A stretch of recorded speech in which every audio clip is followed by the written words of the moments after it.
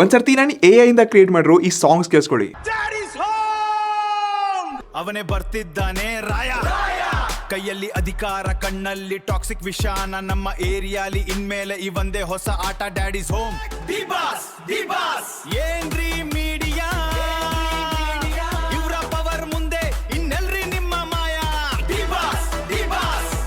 ನಮ್ಮ ನೆಲ ನಮ್ಮ ಜಲಕ್ಕೆ ಜೀವಾನೇ ಕೊಡ್ತೀವಿ ಅಷ್ಟೇ, ಕನ್ನಡಕ್ಕೆ ಜೀವಾನೇ ಕೊಡ್ತೀವಿ. ನಿನ್ನ ಸೇರುವ ಆಸೆಯಲ್ಲೇ ನಾ.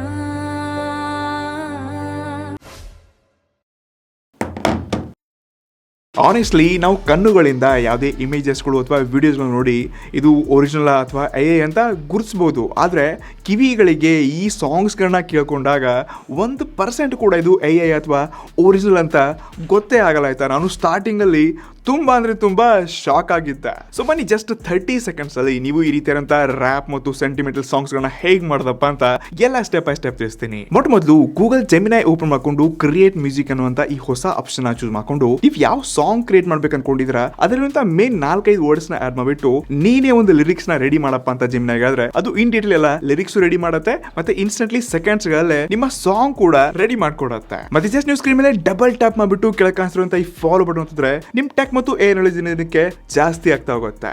ನಮಸ್ಕಾರ.